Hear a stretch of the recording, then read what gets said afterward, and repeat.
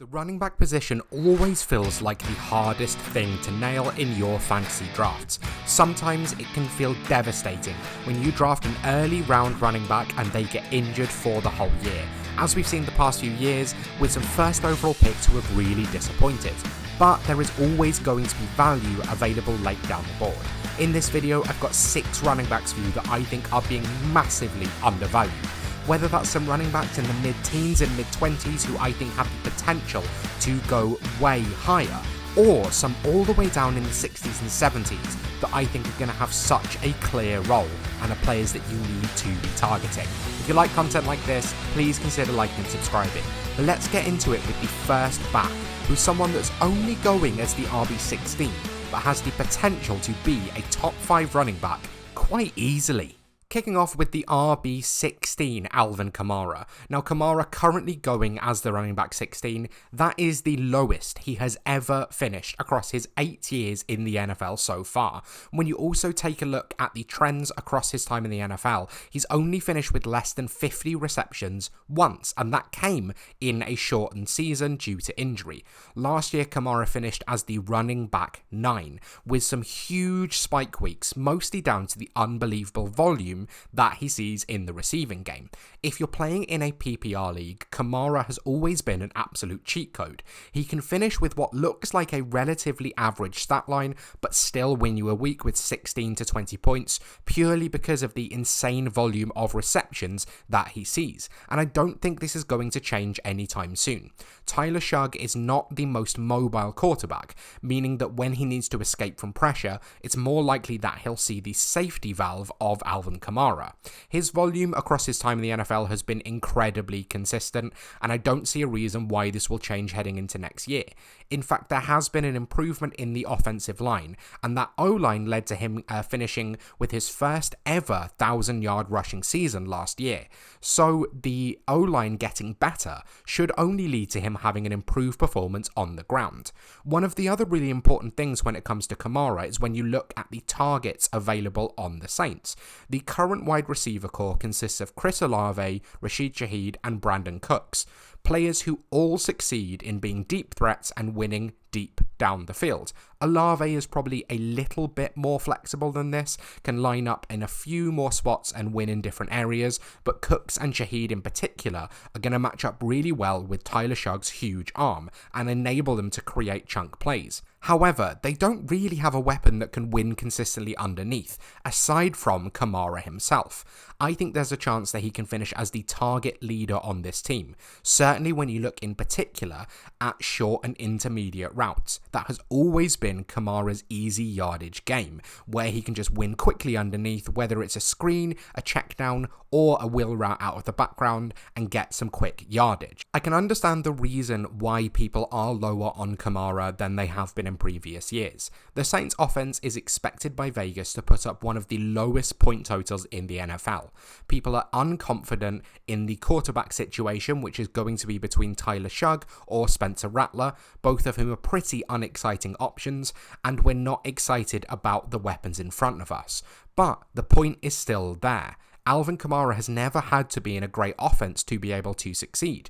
Just look at last year. The Saints offense really struggled, but he still managed to finish as the running back 9. Alvin Kamara has such a consistent path to volume, has an easy ability to be the target leader on the team, and is going so under the radar with the fact that RB16, where he's currently being drafted, is the lowest he has ever finished in his time in the NFL. Kamara is showing no signs of slowing down just yet, and I think it's more in the range of outcomes that he finishes as a top 10 back than it is that he finishes all the way down at running back 16. Next up, we have TreVeyon Henderson being drafted currently as the running back 24. Now, all of this ADP is taken from Fantasy Pros from a mix of sources, and I wouldn't be surprised to see Henderson's ADP start to sneak up, especially because of his incredibly impressive performance in the preseason, where he literally scored a touchdown on his first ever touch, be it as a kick returner rather than as a running back. But this touches on one of the most important things about Henderson, and that is the explosive potential that he has. People weren't a huge fan fan of the landing spot due to the fact that he would be splitting time with Ramondre Stevenson. But when I've been writing up Henderson for DLF relatively recently, I do use Jahmyr Gibbs as an example. Not just because of the explosive qualities that they share, but because Jahmyr Gibbs has never struggled to produce even on limited volume. Henderson is a much more talented back than Ramondre Stevenson, but even if he starts off with third down potential alone, that has a clear path to him finishing way beyond the running back 24. One of the other important things here is the team have been talking about him as a wide receiver and being used as a deep threat. When you look at the receiving depth on this team, it's not fantastic. They have massively improved it when it comes to the last few seasons, but Stephon Diggs and Kyle Williams are atop the depth chart. Diggs obviously coming off an ACL, and Williams being a third-round draft pick that we're not 100% convinced of his ability to contribute immediately. Not anything particular on Williams, but more any third-round rookie is unlikely to produce to a stellar amount straight away, but Henderson then has a chance to get a huge amount of receiving work. Henderson was one of the best pass-catching backs in this class, and I think they can use him primarily as a receiver if they want to get both backs on the field, but even so, the receiving production has a chance to be really strong. The other thing is the potential of this offense. Now, this is an interesting point to make given that I've just talked down the wide receiver depth, but with Drake May taking a huge leap heading into year 2, someone that the entire league seems incredibly excited about, an improved offensive line and improved weapons, there's a chance for more goal line work and just the chance to be a higher point scoring offense in total. If Henderson can get the majority of the workload from Ramondre Stevenson, which I think is likely as early as week 4 or 5, or especially if Ramondre starts to fumble relatively early into the season, Henderson could find himself with top 12 finish in his range of outcomes. But even without that, the spike week potential with Henderson is so clear to see, and I don't think he finishes as low as RB24. Next up, the running back I think you need to be paying more attention to is running back 28, Tony Pollard. Now, Tony Pollard finished as the RB21 last season, but he was really struggling with an injury from week 15 onwards. So actually, he was a league winner throughout the majority of the season. Tony Pollard was incredibly efficient on the ground and had a keen nose for the end zone, something which is incredibly impressive given his diminutive stature. And people are a little worried about Tony Pollard's age, going into his age 28 season. But the crucial thing with Pollard is that we spent years looking for him to have more workload when he was playing in Dallas with Ezekiel Elliott. Compared to other running backs who are 28, Tony Pollard has seen significantly less work and still should have a huge amount of tread on the tires and be able to play for a fair amount longer in the league. But the reason why I think he should have the ability to be an outstanding pick this season, going at running back 28, is due to the fact that I think he's going to have a workhorse role. The coaching staff have done nothing but talk up Tony Pollard this offseason, combined with the fact that Tyjae Spears has just seen an injury which will see him miss the entirety of preseason and potentially into the start of the regular season itself. Now, Tony Pollard has shown the ability to handle a workhorse role, as we saw with his first year in Tennessee and his final year in Dallas. And with an improved offense with Cam Ward at the helm and an offensive line which is starting to look like it has a little bit more life to it, Pollard could easily outproduce on RB28 value. Now, last season, Pollard finished as the RB21, but pretty much on volume alone. He struggled in the red zone purely because the Tennessee Titans weren't great at getting there. He only scored 5 touchdowns and has the ability to score a significant amount more if Cam Ward can be the quarterback that we think he'll be. Even if he has some rookie struggles, he's pretty much guaranteed to be better than Will Levis was. And if you look at Cam Ward's history, there is a fair amount of checkdowns that can be seen. Pollard will be able to benefit from this, and I think he has an easy path to 50 or so targets, or 50 or so receptions. Pollard is a great later round target if you're looking for a running back too, and going at RB28 represents a nice value to be able to get someone that should be a workhorse back, which is pretty rare available this late down the board. The next back that I think is being undervalued is Rachaad White, going at running back 44. Now, I understand the immediate complaints about this one, and this is not a slight on Bucky Irving as a player, but with Bucky going inside the top 10 and Rachaad White being available as an RB4, I think this is a great opportunity to buy into an offense that we think is going to score a lot of points. We know that a huge amount of the Buccaneers offense comes from yards after the catch, and Rachaad White has shown himself as a fantastic pass catching back. When you look at last season, he had 6 games with 5 or more targets, and considering the fact that Bucky Irving had taken over the majority of the workload, that is still incredibly impressive. I think that Rachaad White still ends up getting a fair amount of the passing down workload, which is something people aren't really thinking about drafting Bucky so high and thinking about him as a workhorse back in his own right. But Rachaad White even has the opportunity to see even more volume should Bucky Irving see an injury. And with him having a diminutive frame, there were concerns coming into the NFL of whether or not he'd be able to carry that workload. If Bucky were to see an injury, there is a clear path to Rachaad White finishing as a top 12 running back in an offense that we really like, with pass catching ability and with a nose for the end zone as well. I certainly understand the risks here. Bucky Irving could see a complete workhorse role, and some of those valuable goal line touches, if Bucky were to get injured, might go to Sean Tucker, who is significantly bigger than Rachaad White. But when he's going all the way at RB44, I see him as one of the priority backups that you need to be targeting. Not only will he still have an established role with Irving healthy, but if Bucky Irving at 5'9" were to see an injury, Rachaad White would be a league winner. And being able to get someone like that for a very small investment at running back 44 feels like a very safe pick to me.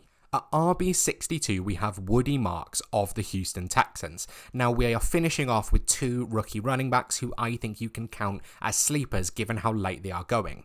When it comes to Woody Marks, he wasn't one of my favourite prospects coming out of college, purely because I struggled to identify an elite trait that he had. He was good on the ground, he showed decent patience and vision, he showed good pass catching ability, he showed good strength, but nothing really felt like a standout trait to him.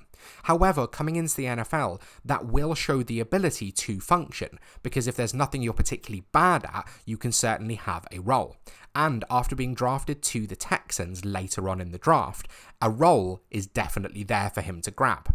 Joe Mixon has unfortunately gone down with an injury before the season, which not only is going to see him miss some time early, but could actually see him struggle to play throughout the year entirely. It wouldn't surprise me if Joe Mixon ends up coming back for a bit, then being shut down later into the year. But with a running back of his age, it's definitely a concern when you're starting the season on IR or on PUP.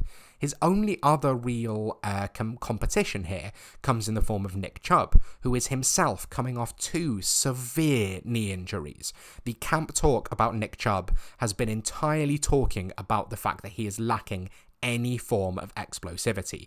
And at his age and with his knee injury history, it wouldn't surprise me if he doesn't last the season either. Now, I know the Texans have a massively subpar offensive line, but there is still volume to be had there. And when he was healthy last season, Joe Mixon was one of the best backs to own in fantasy football. Woody Marks could quite easily not just find himself being a priority backup at RB62, but being the starter for large amounts of the season. He has pass catching upside as well, showing that all throughout his time in college. Whilst he's not fantastic with the ball in hands due to the lack of explosivity, I do think he's someone that can catch the ball with ease. So going all the way down at RB62 and could quite easily start the season as the main back in an offense that we like with CJ Stroud, Nico Collins and those rookie receivers. I can't understand why Woody Marks isn't being spoken about a lot more as a priority target and someone that definitely, if I were to say someone that came out of the dark and finished as a league winner this season, Marks would be on my list.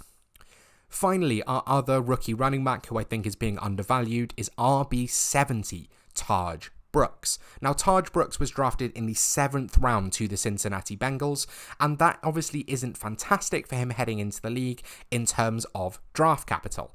But the crucial thing is that Zach Moss has been cut from this team, leaving the current backs in the pecking order as Chase Brown, Samaje Perine, and Tahj Brooks. Now, Tahj played in college at 230 pounds. He plays with elite power and is a true goal line back, someone that plays with incredible physicality and can break tackles aplenty as well. He showed that all throughout his time in college. That, to me, makes him a really nice fit, not just with Chase Brown, but with Samaje Perine as well. This is something the Bengals are lacking on their team, and something that Zach Moss was able to bring to them when he was healthy. The fact that they have felt confident to cut Zach Moss with his injury worries tells me that they see some confidence in Tahj Brooks being able to contribute. Now, that doesn't mean that I think he's going to finish as a top 24 back. Chase Brown is more than likely to be the workhorse on this team, or certainly see the most of the workload. There are some concerns there that on third downs in the preseason, it was entirely Samaje Perine, but Tahj Brooks could quite easily see some of that early down work and certainly around the goal line. Going at RB70, this presents a clear market opportunity for you to find access to a back who could quite easily see some goal line volume. With a Chase Brown injury, it would likely be that he would see the early down workload and the goal line work, and Samaje Perine would see 100% of the third down work and the passing work. But at RB70, the risk is hardly there for a player with a massive amount of upside with just one injury. But even without that, could see a fair amount of touchdowns due to the profile that he brings to this team.